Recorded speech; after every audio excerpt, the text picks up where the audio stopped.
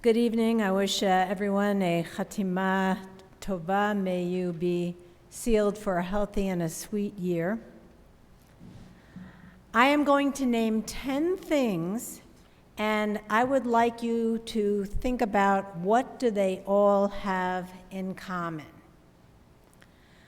The number of days from the beginning of the month of Elul until Yom Kippur. The number of days that it rained on Noah and the ark. The number of days that the ark rested on top of the mountain. The number of days that Moses spent with God on the top of Mount Sinai. The number of days that the scouts scouted out the promised land. The number of years the Israelites journeyed to get there. The number of days until the destruction of the city of Nineveh, according to Jonah's prophecy. The number of years that the judge Deborah ruled, as well as Kings David and Solomon. The number of measures of water in a mikveh. The age when a person achieves a level of wisdom and maturity that opens them up to the study of Kabbalah, Jewish mysticism. So I think you know the answer. In each case, the number is 40. 40 is a hugely significant number in our tradition. And it is especially meaningful to me this year. On May 17th, 2021, I celebrated 40 years since my ordination as a rabbi. Incredibly enough, I graduated from rabbinical school 40 years ago. I have spent a lot of time this year reflecting on lessons learned during these 40 years. And I'd like to share a few of them with you this evening. What are my most important takeaways from 40 years of loving and caring for the Jewish people and Jewish communities? Number one, the greatest gift you can offer to another human being is the gift of listening to them deeply and fully. 2 ears, 1 mouth.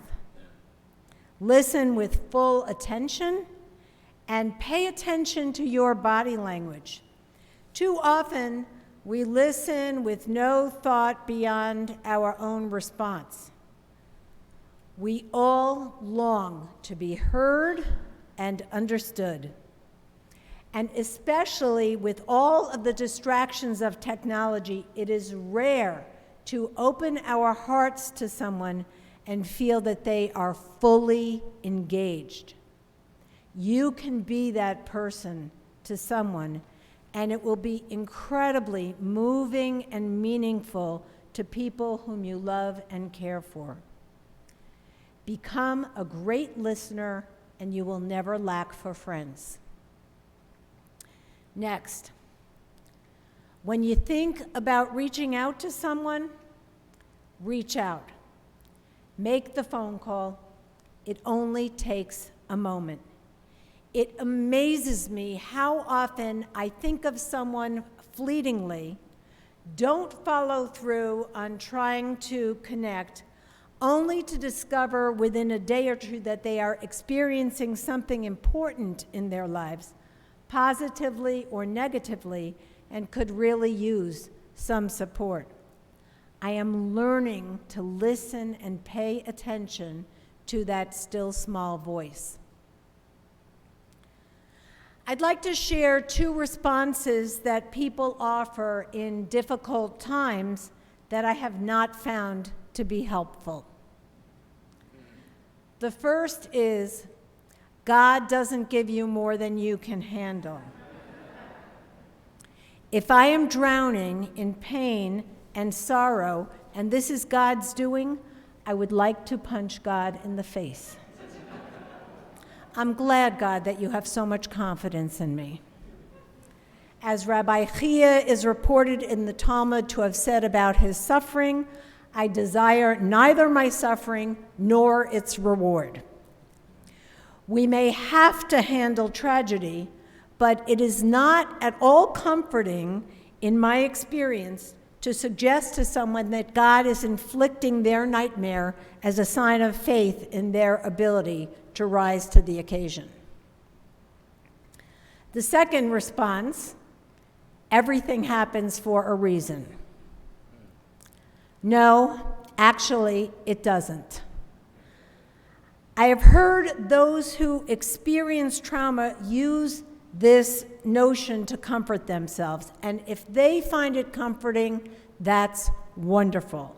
And I would never suggest otherwise if someone who is hurting finds this meaningful. As a rabbi, though, I have witnessed too much really awful tragedy. Tragedy that, in my mind, has no explanation. I would never suggest to someone that there is some cosmic answer that will ultimately explain their loss. Maimonides suggests that a certain amount of evil in the world is due simply to our physical nature, and I'm with him. Horrible, terrible stuff happens for no good reason at all. It's also time to let go of the battle narrative when it comes to illness. The problem with this paradigm, writes Barbara Coombs-Lee, is that death is certain. So if to die is to lose, then every human being, no matter how courageous, persistent, loving, or eager to live, is a loser who gave up. That can't be right. She urges us to stop stealing the time that people with terminal illnesses may have left to enjoy their remaining days by encouraging them to ignore their intuitive understanding and fight on. You should make it a priority this year to read her book, Finish Strong, and to stop suggesting to people that they are so strong that they can overcome a terrible diagnosis. Suffering, I have discovered, is not a competitive sport. Chris Cleave wrote, "I am telling you, trouble is like the ocean. It covers 2/3 of the world. Everyone has tsuris, and a person who is hurting does not need to hear mine in the midst of trying to tell me theirs. Just listen." It took me a long time to learn to avoid the autobiographical response in conversation. It was an uncomfortable lesson. The autobiographical response means that as you are opening up your heart and sharing your story, I reply by telling you my similar story, or my aunt's, or my neighbors, or my coworkers. Early in my career, I assumed incorrectly that if someone shared their story with me, and I replied with my own parallel experience, that it was a way of bonding and connecting with them. Wrong. What it actually is a way of hijacking the conversation from the other person. I have discovered that when I think of an autobiographical response, I should open my mouth and then close it. And guess what? The conversation proceeds quite smoothly. And apropos my brilliant input, I have discovered that quite often people are not looking for advice. Perhaps they just need to have their story heard, or maybe they process what they need to do by talking out loud. They could be seeking confirmation or affirmation of their perspective, or they could actually be looking for guidance. You won't know unless you ask. I have come right out and said, "Are you looking for advice?" and had people continue with their tale as if they hadn't even heard the question.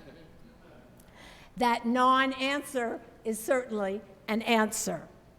If they want your opinion, trust me, they will ask for it. If not, the best response is to pause every few minutes and say something like, "Let me make sure I understand," and then paraphrase what you have heard. If you've gotten it right, you will see their relief manifest physically. They may give a big sigh or exhale. Their shoulders may release some tension. They may offer a resounding yes.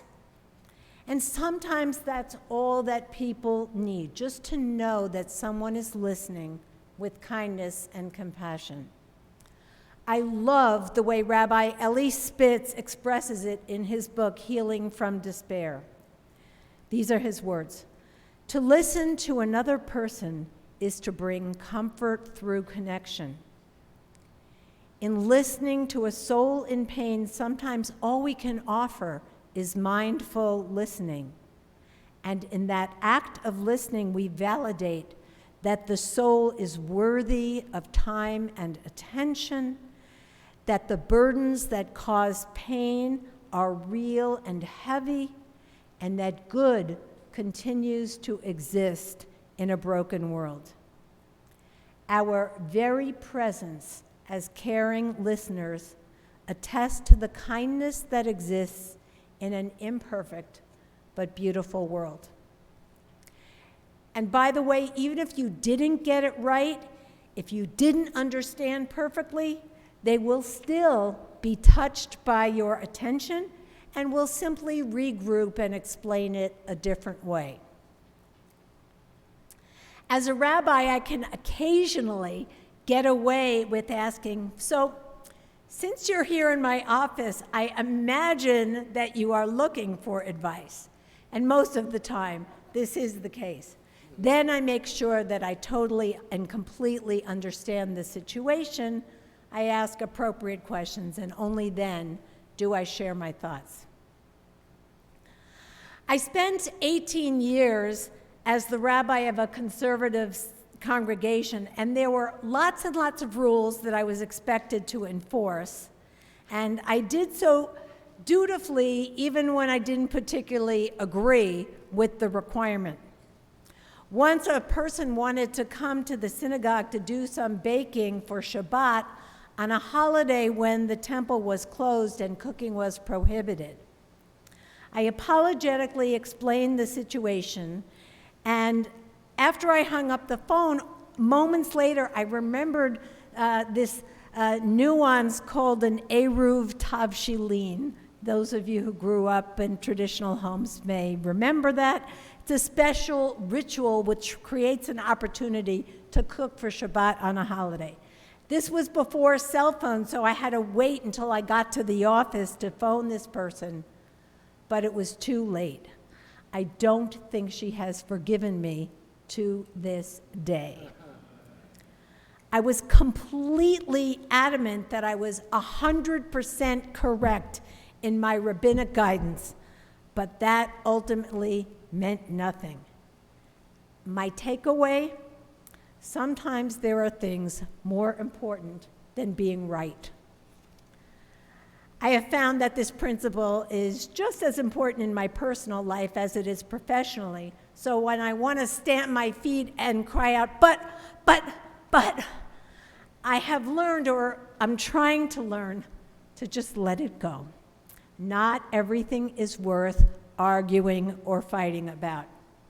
Peace in communities and equanimity in relationships are equally significant and sometimes more significant.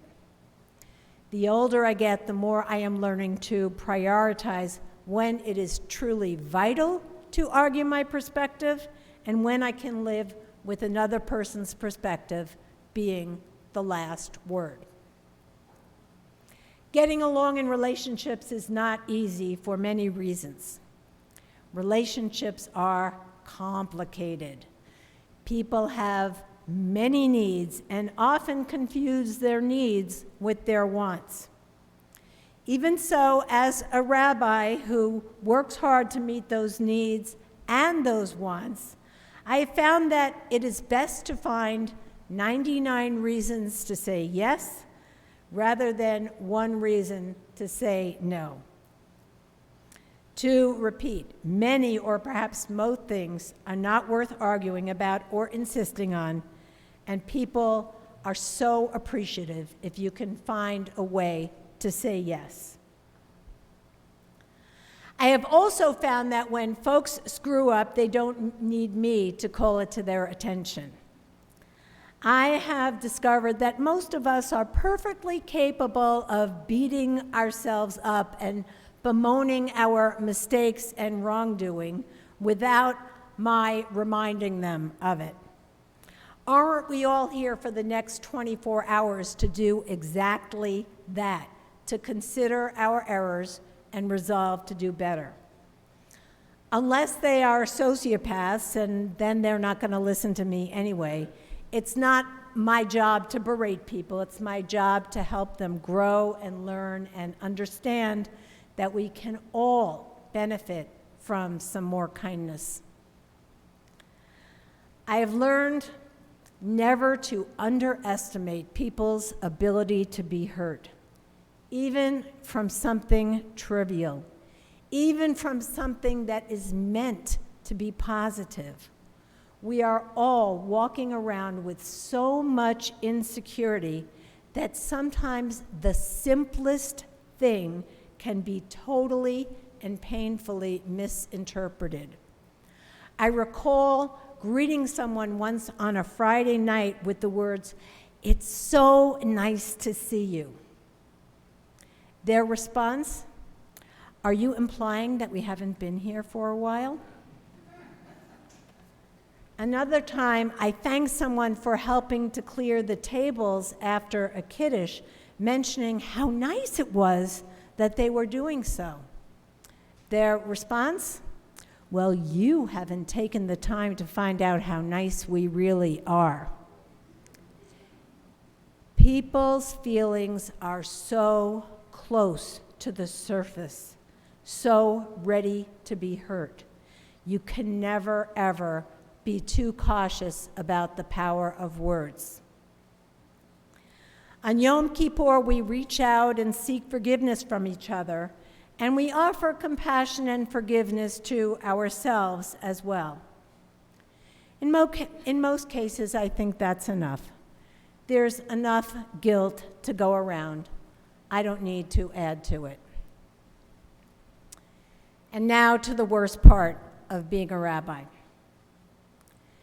Funerals are one thing, and it may seem odd, but it feels good to be the person who can offer strength and comfort when the family and the community is struggling with grief and sorrow. There is one exception, though. Every time I walk parents to the grave of their children, I hope and pray that it is the last time I will be called on to be in that place. Barbara Kingsolver wrote in the Poisonwood Bible, "We were all cut down together by the knife of our own hope. For if there is any single thing that everyone hopes for most dearly, it must be this, that the youngest outlive the oldest." We all intuitively sense the unnaturalness of parents burying children. I'll never get used to it. Finally, I'd like to share this favorite teaching. The Torah includes the word v'notnu, they shall give. And commentators note that the word is a palindrome. That is, it reads the same from right to left and from left to right. Their conclusion, as we give, we receive back, and as we receive from others, we give to them. This totally defines my 40 years of rabbinic work. I have given to the Jewish community, and I have received so much more back. I wake up each day excited to learn and to teach, to pray and to engage, to comfort and to share joy. It has been an incredible blessing, and I can only express my profound gratitude to all of you at Temple Chai for allowing me to be your rabbi for 15 years. Thank you. I am so humbly grateful.